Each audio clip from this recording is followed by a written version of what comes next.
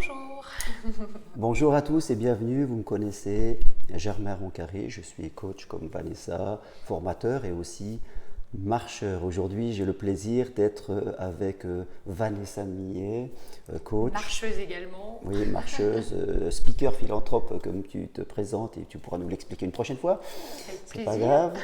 Et aujourd'hui, nous allons faire ensemble et avec Marie aussi le chemin de Compostelle, Camino Frances, version espagnole, les 790 km de Saint-Jean-Pied-de-Port à Saint-Jacques. Saint-Jacques-de-Compostelle. Donc c'est un pèlerinage, donc on n'est pas en épreuve sportive directement. Et les gens le font souvent pour chercher quelque chose, pour trouver, en tout cas donner du sens à leur vie, trouver des réponses, ou alors trouver même des questions intéressantes quelque part. Et toi, Vanessa, alors, dans ce chemin que nous allons partager, mais chacun le fait seul aussi, tu as une quête personnelle. Qu'est-ce qui te pousse à faire ce mois-là? Déjà, ça faisait très longtemps que ça me taraudait de faire le chemin de Compostelle. À force d'en entendre parler, de voir des gens le faire, et puis j'ai envie de dire des personnes euh, absolument pas sportives, parce qu'on a toujours tendance à imaginer, oui, on va parcourir beaucoup de kilomètres, on va marcher pendant un mois, il faut être hyper sportif, etc. Et moi, j'ai vu beaucoup de personnes le faire qui n'étaient absolument pas sportives. Donc déjà, première chose. Après, oui, c'est sûr que 790 km, c'est quand même quelque chose. Et je pense que la difficulté, elle réside plutôt dans le fait que ce soit tous les jours. Marcher 30 km tous les jours. Donc c'est un petit peu le goût du dépassement de soi, de se donner de nouveaux challenges. Et pour moi, c'est une véritable aventure humaine, en fait, aussi au-delà de ça. Parce que comme tu le disais, on est seul, et en même temps, on est accompagné, c'est-à-dire qu'on rencontre plein de gens sur le chemin de Compostelle. C'est riche de sens. Euh, la spiritualité aussi, depuis quelque temps, je m'y intéresse énormément et de plus en plus. Et j'ai envie d'aller explorer aussi cette quête-là. Euh, je ne sais pas véritablement quelles sont les questions que je Mais peux avoir. excuse-moi, je Oui, t'interromps, je mais t'en prie. pour être un peu plus concret, tu parles de spiritualité. Toi, si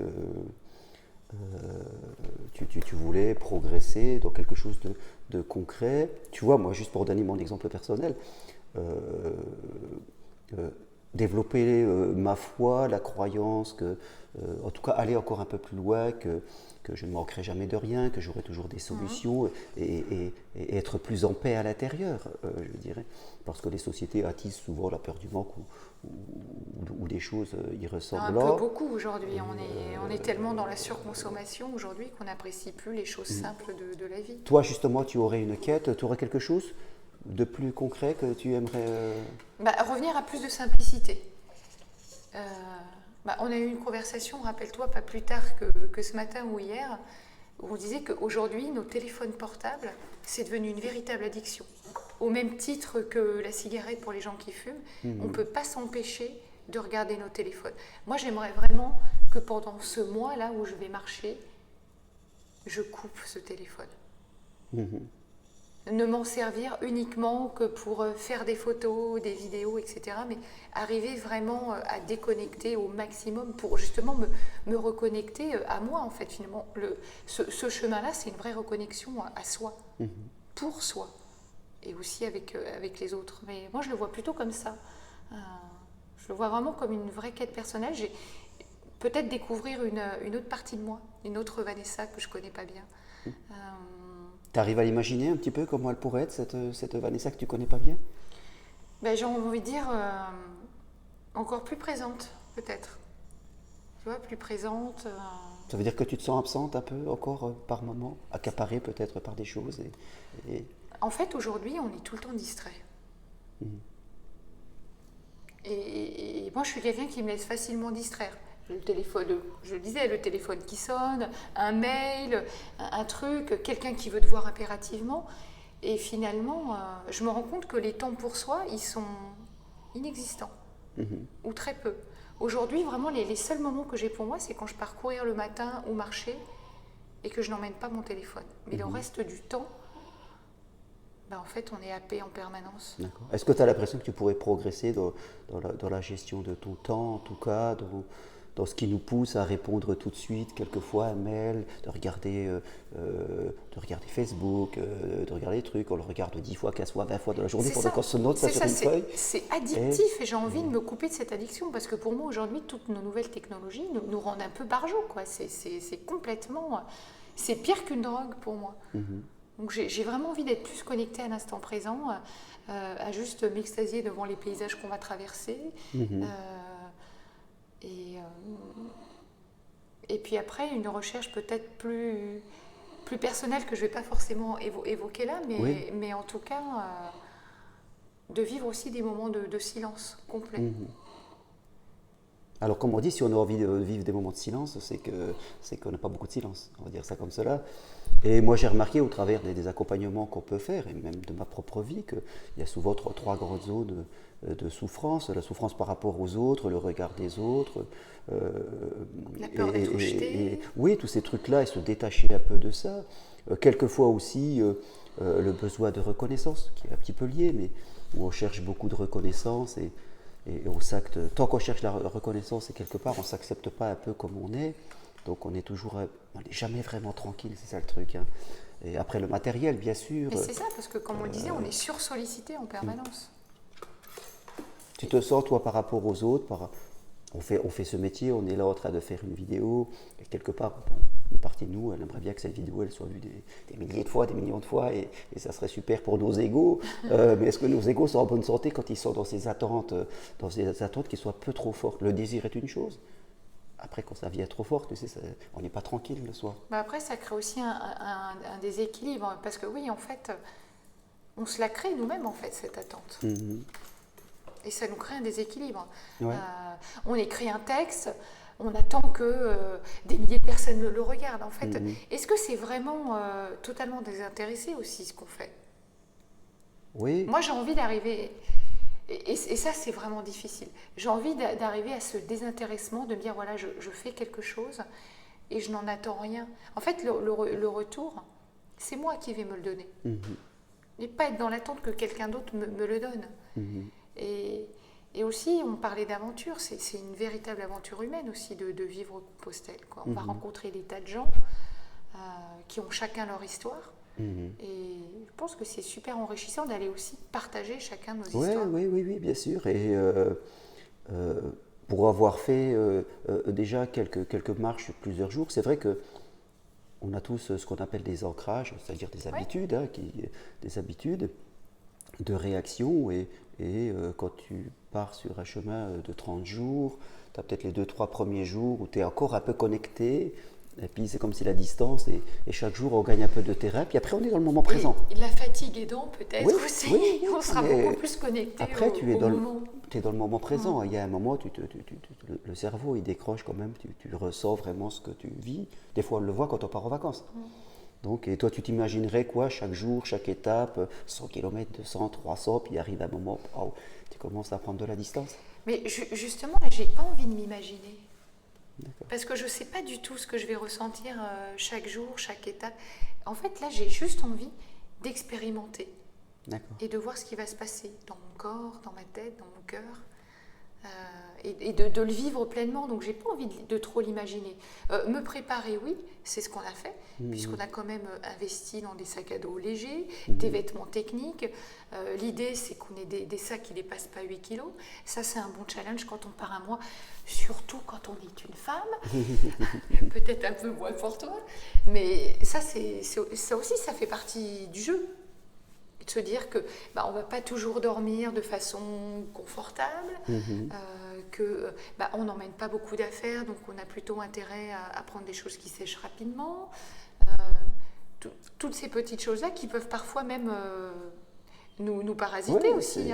Oui, mais c'est aussi important d'apprendre. Et de se dire qu'il va peut-être pleuvoir. De vivre d'avoir cet esprit minimaliste pour vivre comme cela pendant un mois, c'est important pour l'appliquer dans nos vies après. Exactement. En tout cas, si durant ce mois, je te vois un moment marcher avec ton téléphone comme ça, comme on voit beaucoup. Dis-le-moi surtout, arrache-le-moi des mains.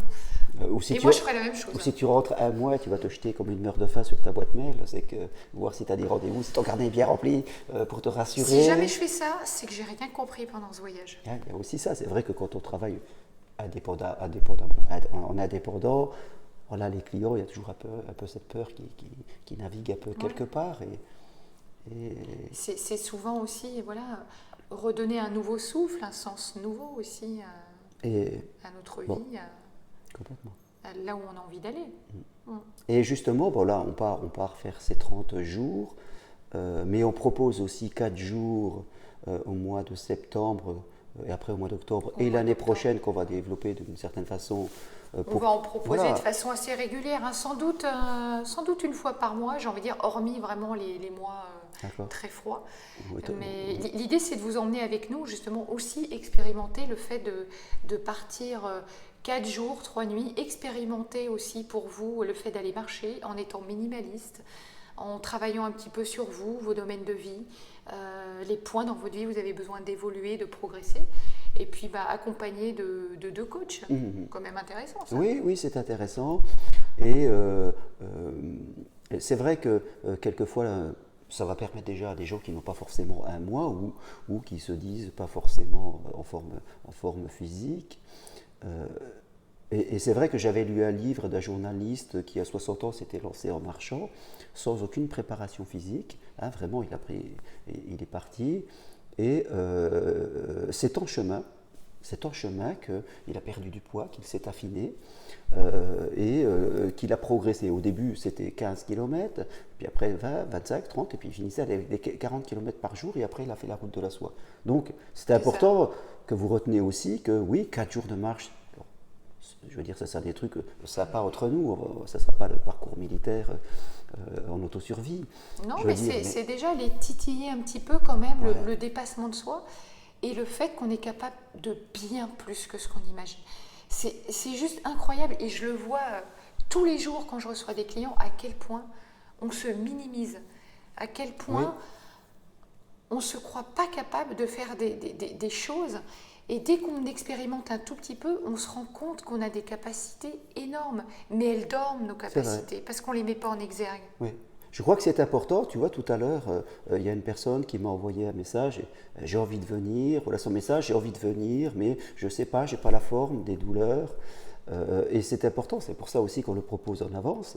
C'est aussi pour faire un peu la loi d'attraction, pour se donner les moyens de changer son calendrier, pour se donner des moyens d'économiser. L'argent arrive. Et pour se donner des moyens aussi. Planifier.